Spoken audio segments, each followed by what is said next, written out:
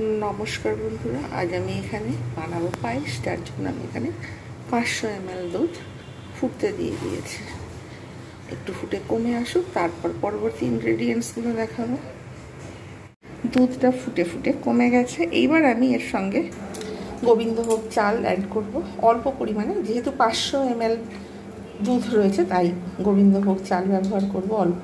এখানে কালারটা ঠিক আসার জন্য বাতাসা একটু নেব। কাজু বাদামটাকে ধুয়ে রেখে দিয়েছি, এখানে কিশমিশটাকে ধুয়ে রেখে দিয়েছি, 2টো এলাচ নিয়েছি, আর এখানে 2 কাপ চা নিয়েছি, চিনি নিয়েছি।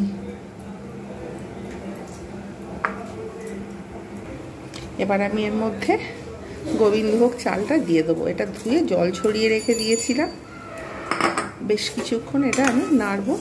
ফুটে ফুটে যখন একটু কমে আসবে আর চালটা যখন সিদ্ধ হয়ে যাবে, তখন আমি এতে চিনি বাতাসা এগুলো অ্যাড করবো। এখন কোনো কিছু দেবো না, এখন কিন্তু এরকমভাবে কন্টিনিউ আমি নাড়তে থাকবো। আঁচটাকে কমিয়ে বাড়িয়ে নেব। এইভাবে সবসময় কিন্তু নাড়তে হবে। আমি যদি নাড়ানোটা বন্ধ করে দিই তাহলে কিন্তু দেখা যাবে যে তলায় ধরে যাওয়ার সম্ভাবনা থাকবে। ওই জন্য প্রয়োজনে আঁচ কমাতে হবে, প্রয়োজনে আঁচ বাড়াতে হবে। এইরকমভাবে আমি কিন্তু চালটাও সিদ্ধ হয়ে যাবে, দুধটাও কমে যাবে। এইভাবে আবার একটু বাড়িয়ে দেবো আঁচ। খেয়াল রাখতে হবে যেন তলায় না বসে যায়।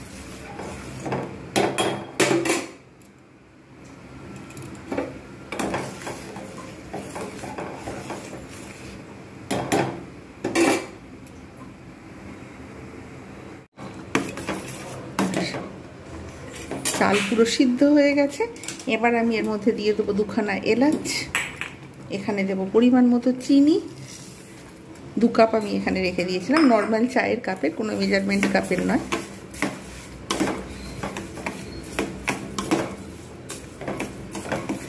যতক্ষণ পর্যন্ত না ভালো করে চাল সিদ্ধ হবে তার আগে তো চিনি দেওয়া যাবে না। কালারটা যাতে সুন্দর আসে তার জন্য একটু বাতাসা দিয়ে দেবো।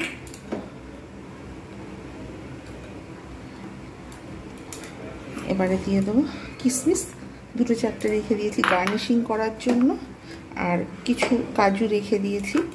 অল্প কাজু হচ্ছে, এর মধ্যে আমি অ্যাড করে দেবো। কয়েকটা কাজু থাকবে।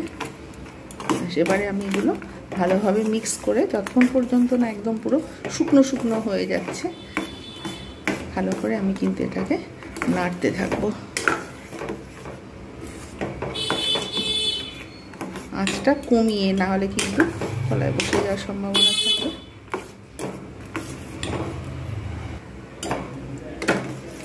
এইভাবে বেশ কিছুক্ষণ আঁচ একদম কমিয়ে রাখবো। আঁচ কমিয়ে রেখে তারপরে এইভাবে নাড়তে হবে।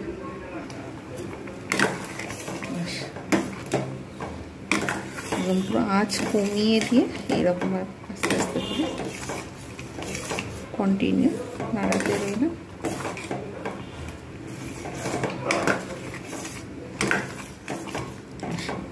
হয়ে গেছে। আমি এবার সার্ভ করে দেখাচ্ছি কীরকম হয়েছে। একদম পুরো, এর থেকে আর বেশি শুকনো করবো না, কেননা এটা ঠান্ডা হয়ে গেলে আরও গাঢ় হয়ে যাবে।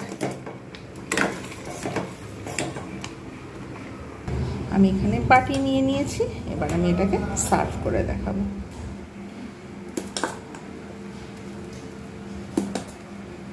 পুরো আমি এইভাবে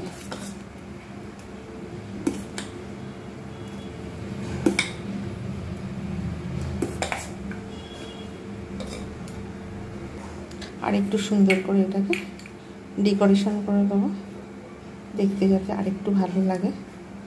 আপনাদের কাছে যদি চেরি থাকে তাহলে চেরি ফল দিয়ে দেবেন, আরও ভালো লাগবে দেখতে। জাস্ট উপর থেকে একটু ডেকোরেশন করে দেওয়া। কেমন হয়েছে জানাতে ভুলবেন না। ভালো লাগলে অবশ্যই লাইক, কমেন্ট, শেয়ার এবং সাবস্ক্রাইব করতে ভুলবেন না এইরকম নিত্য নতুন ভিডিও পেতে। আজকের মতো এতটুকু। Bye bye and take care.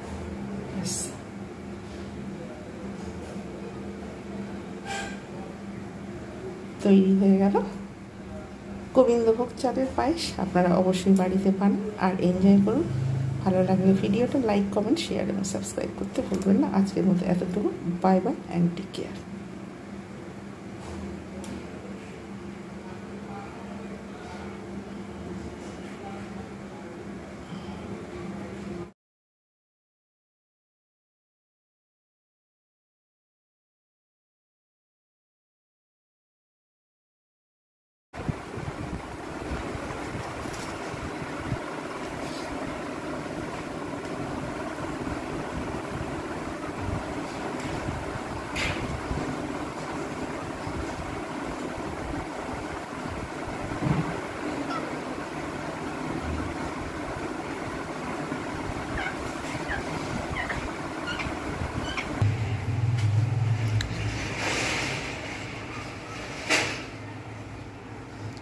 মেঘের মধ্যে রোদ।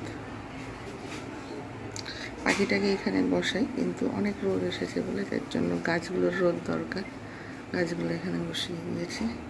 আবার গাছগুলোকে কিছু সরিয়ে দেবো, সরিয়ে দিয়ে আবার পাখিটাকে, রোদটা এখান থেকে সরে গেলে আবার পাখিকে এখানে বসিয়ে দেবো। আপাতত গাছ থাক, আর রোদের অবর্তমানে পাখি থাকবে। এই রোদের মধ্যে পাখি বসলে পাখি আনইজি ফিল করবে।